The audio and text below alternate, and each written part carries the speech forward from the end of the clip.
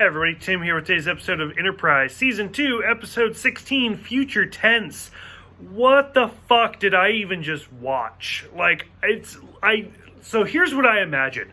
I imagine like 6 dudes sitting in a room, passing a bong around, like coming up with story ideas, and one of them like takes a toke, and he's like, dude, what if the Enterprise hit the Tardis?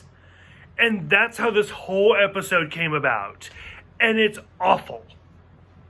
So, like, the reason I say this is the whole premise of this episode is the Enterprise finds this little bitty, like, smaller than a shuttlecraft pod that they cannot identify. And the one thing I really do like, I actually really liked about this episode was Archer says, oh, is this Zephram Cochrane? Because there's a human on board. And he's like, could this be Zephram Cochrane's remains?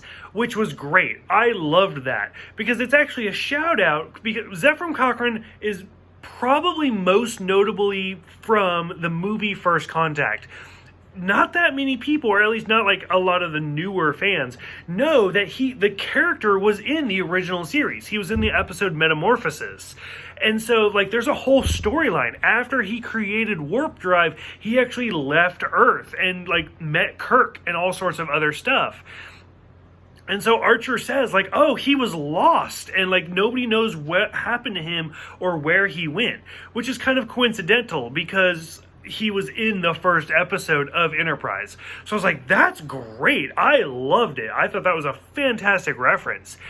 And then, like, who is it? It's Trip and Malcolm start, like, exploring this pod, and then they lift up the floorboard, and it's huge. And they even say, how is it bigger on the inside? And I'm like, I swear to God, somewhere in Europe, there's, like, somebody that works for the BBC that's like, get my lawyer on the phone right now. Because I was like, there's no way they could just say that.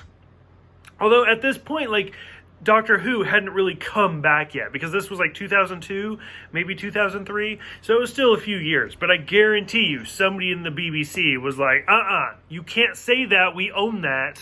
So, but either way, it's bigger on the inside. And then so the whole thing becomes like, oh, this is a shuttle pod from the future because Enterprise doesn't know what the fuck else to talk about other than time travel. And so, first of all, the Suliban show up and they're like, that's ours, give it to us. And Enterprise is like, go fuck yourself. And so they try to run away. They realize that the pilot is actually a Vulcan-human hybrid. And they're like, and even T'Pol's like, no, Vulcans and humans, not a thing. And anybody watching this show is like, seriously? Like, you're not even going to talk about the possibility of it being a thing? Because, I mean, clearly we all know who Spock is and everything like that. But the fact that T'Pol, first of all, she's so adamant that time travel is not real. Okay, 100 years from now, the Enterprise goes on time travel as a regular mission. So clearly that goes out the window. And now she's like, no, we cannot repopulate. Like, our species is not compatible. Okay, again, less than 100 years from now, it's a thing. We're going to see it a lot. So, like, it's not even creative. It's not clever. It's not funny. Like, as a viewer, I'm just like, oh, she's going to be wrong. Just wait till Spock's born. No, I'm just like, you are so dumb right now. Like, it's not funny. So after the Suliban run away, the Tholians appear, which I was actually kind of okay with. When was the last time we even saw a Tholian? Like, we talked about them in Deep Space Nine, because I think there was a whole episode about, like, Jake and Nog, like, trying to, like, mess with them or something. But I don't think we've actually seen a Tholian since the original series, since, like, the Tholian web and stuff. So I thought that was actually kind of cool, that they shout out. We didn't see them, but we heard their voice and stuff like that.